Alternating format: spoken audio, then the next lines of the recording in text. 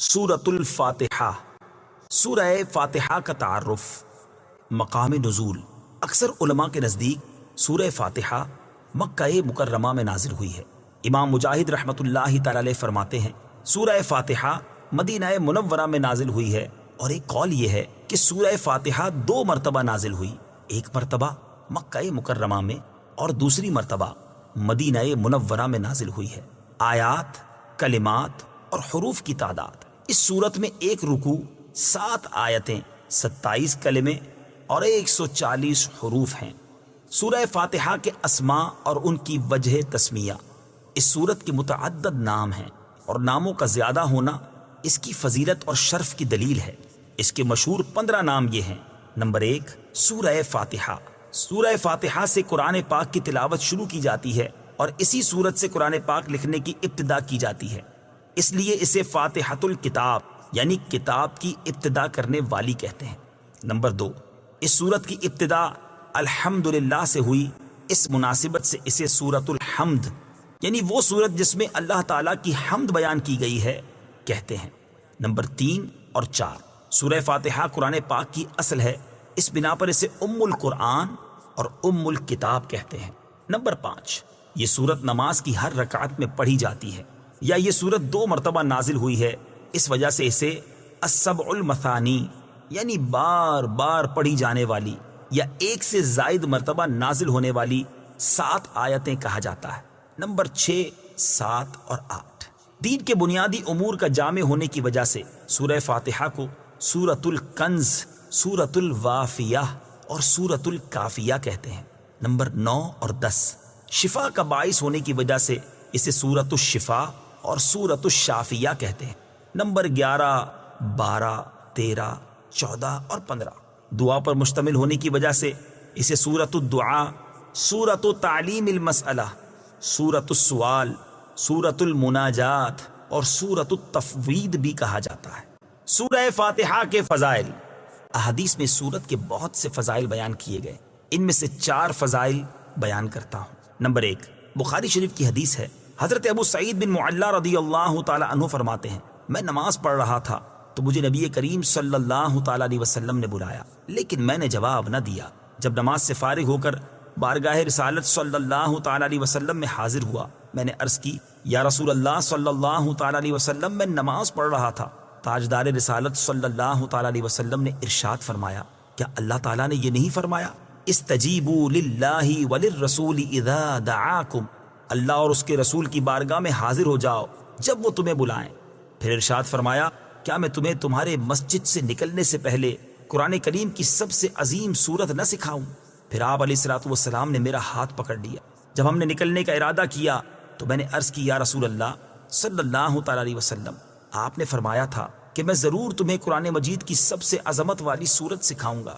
ارشاد فرمایا، وہ سورت الحمدللہ رب العالمین ہے، یہی 7 مثانی اور قرآن عظیم ہے جو مجھے عطا فرمائی گئی۔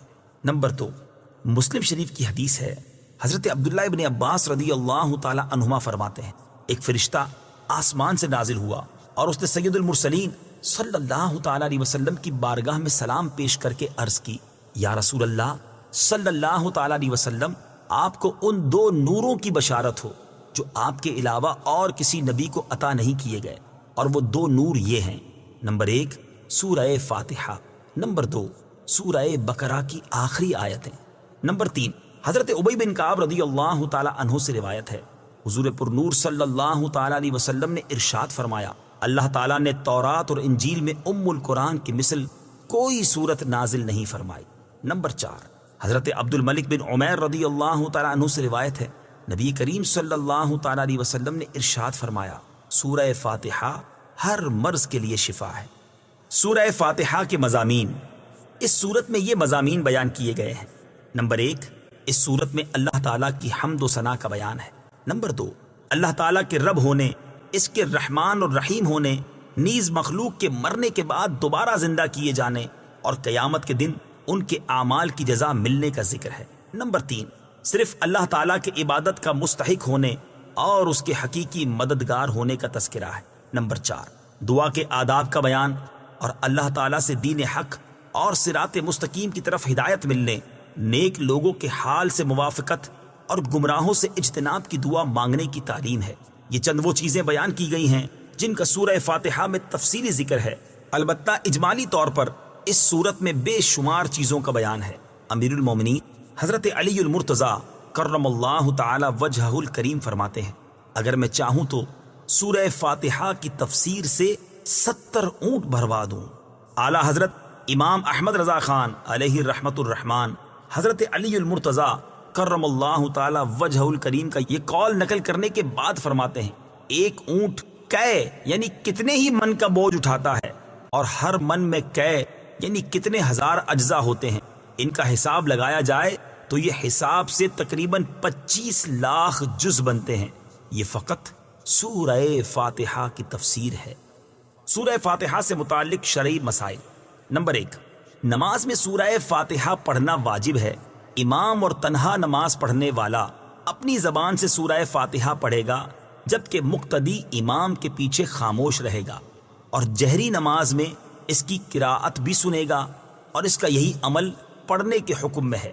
اللہ تعالیٰ نے قرآن پاک میں تلاوت کے وقت مقتدی کو خاموش رہنے اور قراءت سننے کا حکم دیتے ہوئے ارشاد فرمایا، وَإِذَا قُرِئَ الْقُرْآنُ فَاسْتَمِعُوا لَهُ وَأَنصِتُوا لَعَلَّكُمْ تُرْحَمُونَ۔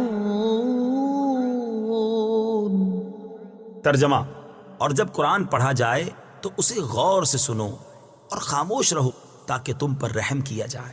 اور حضرت ابو موسیٰ اشعری رضی اللہ تعالی عنہ سے روایت ہے، حضور اقدس صلی اللہ تعالی علیہ وسلم نے ارشاد فرمایا، جب امام قراءت کرے تو تم خاموش رہو۔ ابن ماجہ کی ایک اور حدیث ہے، حضرت جابر بن عبداللہ رضی اللہ تعالی عنہ سے روایت ہے، نبی کریم صلی اللہ تعالی علیہ وسلم نے ارشاد فرمایا، جس شخص کا کوئی امام ہو تو امام کا پڑھنا ہی مقتدی کا پڑھنا ہے۔ ان کے علاوہ اور بہت سی احادیث میں امام کے پیچھے مقتدی کے خاموش رہنے کے بارے میں بیان کیا گیا ہے۔ امام اعظم کا مناظرہ۔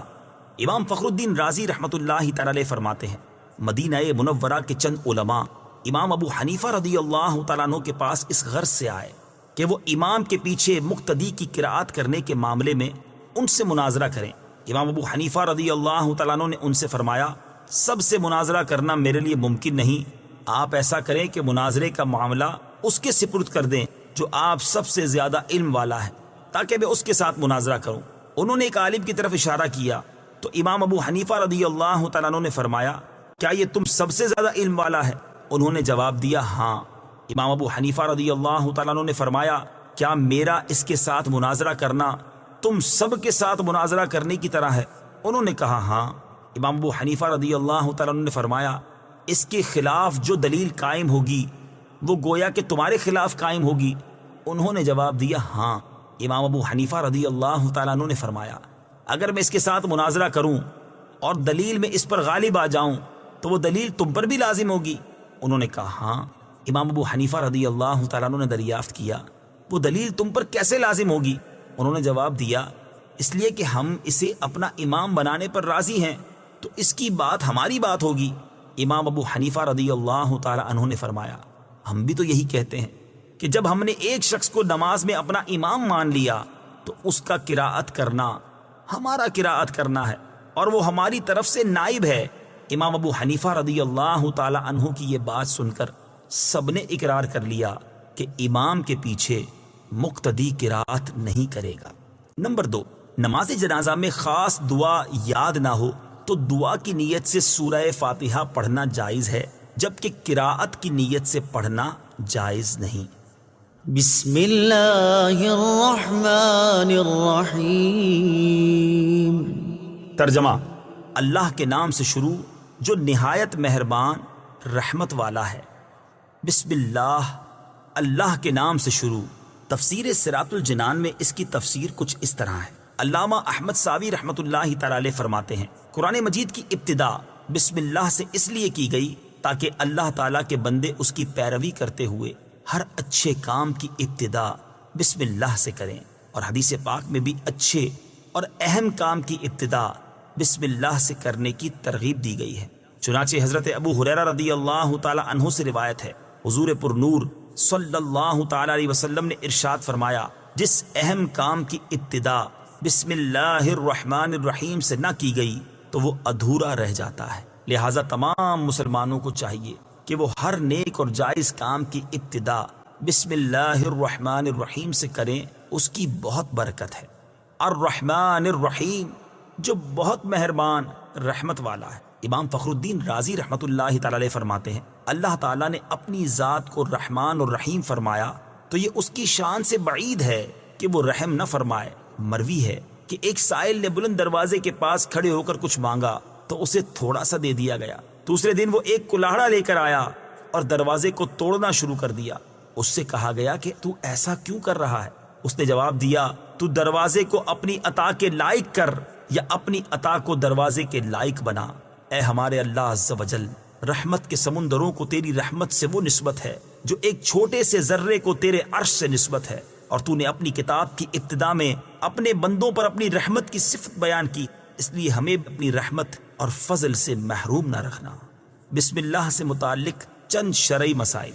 علماء کرام نے بسم اللہ سے متعلق بہت سے شرعی مسائل بیان کیے ہیں، ان میں سے چند بیان کرتا ہوں۔ نمبر 1، جو بسم اللہ ہر سورت کے شروع میں لکھی ہوئی ہے یہ پوری آیت ہے، اور جو سورہ نمل کی آیت نمبر 30 میں ہے وہ اس آیت کا ایک حصہ ہے۔ نمبر 2، بسم اللہ ہر سورت کے شروع کی آیت نہیں ہے بلکہ پورے قرآن کی ایک آیت ہے، جسے ہر سورت کے شروع میں لکھ دیا گیا تاکہ دو سورتوں کے درمیان فاصلہ ہو جائے۔ اسی لیے سورت کے اوپر امتیازی شان میں بسم اللہ لکھی جاتی ہے، آیات کی طرح ملا کر نہیں لکھتے، اور امام جہری نمازوں میں بسم اللہ آواز سے نہیں پڑھتا۔ نیز حضرت جبریل علیہ الصلوۃ والسلام جو پہلی وحی لائے اس میں بسم اللہ نہ تھی۔ نمبر 3، تراویح پڑھانے والے کو چاہیے کہ وہ کسی ایک سورت کے شروع میں بسم اللہ آواز سے پڑھے تاکہ ایک آیت رہ نہ جائے۔ نمبر 4، تلاوت شروع کرنے سے پہلے اعوذ باللہ من الشیطان الرجیم پڑھنا سنت ہے، لیکن اگر شاگرد استاد سے قرآن مجید پڑھ رہا ہو تو اس کے لیے سنت نہیں۔ نمبر 5، سورت کی ابتدا میں بسم اللہ پڑھنا سنت ہے ورنہ مستحب ہے۔ نمبر 6، اگر سورہ توبہ سے تلاوت شروع کی جائے تو اعوذ باللہ اور بسم اللہ دونوں کو پڑھا جائے، اور اگر تلاوت کے دوران سورہ توبہ آ جائے تو بسم اللہ پڑھنے کی حاجت نہیں۔ الحمد للہ رب العالمین۔ ترجمہ، سب تعریفیں اللہ کے لیے ہیں جو تمام جہان والوں کا پالنے والا ہے۔ الحمدللہ، سب تعریفیں اللہ کے لیے ہیں۔ تفسیر صراط الجنان میں اس کی تفسیر کچھ اس طرح ہے، یعنی ہر طرح کی حمد اور تعریف کا مستحق اللہ تعالیٰ ہے، کیونکہ اللہ تعالیٰ کمال کی تمام صفات کا جامع ہے۔ حمد اور شکر کی تعریف۔ حمد کا معنی ہے کسی کی اختیاری خوبیوں کی بنا پر اس کی تعریف کرنا، اور شکر کی تعریف یہ ہے کہ کسی کے احسان کے مقابلے میں زبان، دل یا اعضاء سے اس کی تعظیم کرنا۔ اور ہم چونکہ اللہ عز و جل کی حمد عام طور پر اس کے احسانات کے پیش نظر کرتے ہیں، اس لیے ہماری یہ حمد شکر بھی ہوتی ہے۔ اللہ تعالیٰ کی حمد و ثنا کرنے کے فضائل۔ احادیث میں اللہ تعالیٰ کی حمد و ثنا کرنے کے بہت فضائل بیان کیے گئے ہیں، ان میں سے 3 فضائل پیش کرتا ہوں۔ نمبر 1، مسلم شریف کی حدیث ہے، حضرت انس بن مالک رضی اللہ تعالی عنہ سے روایت ہے، نبی اکرم صلی اللہ تعالی علیہ وسلم نے ارشاد فرمایا، اللہ تعالیٰ بندے کی اس بات سے خوش ہوتا ہے کہ وہ کچھ کھائے تو اللہ تعالیٰ کی حمد کرے، اور کچھ پیے تو اللہ تعالیٰ کی حمد کرے۔ نمبر 2، ابن ماجہ کی حدیث ہے، حضرت جابر بن عبداللہ رضی اللہ تعالی عنہ سے روایت ہے، حضور پر نور صلی اللہ تعالی علیہ وسلم نے ارشاد فرمایا، سب سے افضل ذکر لا الہ الا اللہ ہے، اور سب سے افضل دعا الحمدللہ ہے۔ نمبر 3، ابن ماجہ ہی کی حدیث ہے، حضرت انس بن مالک رضی اللہ تعالی عنہ سے روایت ہے، حضور اقدس صلی اللہ تعالی علیہ وسلم نے ارشاد فرمایا، جب اللہ تعالیٰ اپنے بندے پر کوئی نعمت نازل فرماتا ہے اور وہ نعمت ملنے پر الحمدللہ کہتا ہے تو یہ حمد اللہ تعالیٰ کے نزدیک اس دی گئی نعمت سے زیادہ افضل ہے۔ حمد سے متعلق شرعی حکم۔ خطبے میں حمد واجب، کھانے کے بعد مستحب، چھینک آنے کے بعد سنت، حرام کام کے بعد حرام، اور بعض صورتوں میں کفر ہے۔ للہ، اللہ کے لیے۔ اللہ اس ذات اعلیٰ کا عظمت والا نام ہے جو تمام کمال والی صفتوں کی جامع ہے۔ اور بعض مفسرین نے اس لفظ کے معنی بھی بیان کیے، جیسے اس کا ایک معنی ہے عبادت کا مستحق، دوسرا معنی ہے وہ ذات جس کی معرفت میں عقلیں حیران ہیں، تیسرا معنی ہے وہ ذات جس کی بارگاہ میں سکون حاصل ہوتا ہے، اور چوتھا معنی ہے وہ ذات کہ مصیبت کے وقت جس کی پناہ تلاش کی جائے۔ رب العالمین، جو سارے جہان والوں کا مالک ہے۔ تفسیر صراط الجنان میں اس کی تفسیر کچھ اس طرح ہے، لفظ رب کے کئی معنی ہیں، جیسے سید، مالک، معبود، ثابت، مصلح اور بتدریج مرتبہ کمال تک پہنچانے والا، اور اللہ تعالیٰ کے علاوہ ہر موجود چیز کو عالم کہتے ہیں، اور اس میں تمام مخلوقات داخل ہیں۔ الرحمن الرحیم۔ ترجمہ: بہت مہربان، رحمت والا۔ الرحمن، بہت مہربان۔ تفسیر صراط الجنان میں اس کی تفسیر کچھ اس طرح ہے، رحمان اور رحیم اللہ تعالیٰ کے دو صفاتی نام ہیں۔ رحمان کا معنی ہے نعمتیں عطا کرنے والی وہ ذات جو بہت زیادہ رحمت فرمائے، اور رحیم کا معنی ہے بہت رحمت فرمانے والا۔ یاد رہے کہ حقیقی طور پر نعمت عطا فرمانے والی ذات اللہ تعالیٰ کی ہے، کہ وہی تنہا ذات ہے جو اپنی رحمت کا بدلہ طلب نہیں فرماتی۔ ہر چھوٹی بڑی، ظاہری، باطنی، جسمانی، روحانی، دنیاوی اور اخروی نعمت اللہ تعالیٰ ہی عطا فرماتا ہے، اور دنیا میں جس شخص تک جو نعمت پہنچتی ہے وہ اللہ تعالیٰ کی رحمت ہی سے ہے، کیونکہ کسی کے دل میں رحم کا جذبہ پیدا کرنا، رحم کرنے پر قدرت دینا، نعمت کو وجود میں لانا، دوسرے کا اس نعمت سے فائدہ اٹھانا اور فائدہ اٹھانے کے لیے اعضاء کی سلامتی عطا کرنا، یہ سب اللہ تعالیٰ کی طرف سے ہی ہے۔ اللہ تعالیٰ کی وسیع رحمت دیکھ کر گناہوں پر بے باک نہیں ہونا چاہیے۔ ابو عبداللہ محمد بن احمد قرطبی رحمت اللہ تعالی علیہ فرماتے ہیں، اللہ تعالیٰ نے رب العالمین کے بعد اپنے دو اوصاف رحمان اور رحیم بیان فرمائے۔ اس کی وجہ یہ ہے کہ جب اللہ تعالیٰ نے فرمایا کہ وہ رب العالمین ہے، تو اس سے سننے اور پڑھنے والے کے دل میں اللہ تعالیٰ کی عظمت کی وجہ سے اس کا خوف پیدا ہوا، تو اس کے ساتھ ہی اللہ تعالیٰ کے دو اوصاف رحمان اور رحیم ذکر کر دیے گئے، جن کے ضمن میں اللہ تعالیٰ کی اطاعت کرنے کی ترغیب ہے۔ یوں ترغیب اور ترغیب دونوں کا بیان ہو گیا، تاکہ بندہ اللہ تعالیٰ کی اطاعت کرنے کی طرف اچھی طرح راغب ہو اور اس کی نافرمانی کرنے سے رکنے کی خوب کوشش کرے۔ قرآن مجید میں اور مقامات پر اللہ تعالیٰ کی رحمت اور اس کے عذاب دونوں کو واضح طور پر ایک ساتھ ذکر کیا گیا ہے۔ چنانچہ اللہ تعالیٰ ارشاد فرماتا ہے، نبئ عبادی انی انا الغفور الرحیم وان عذابی هو العذاب الالیم۔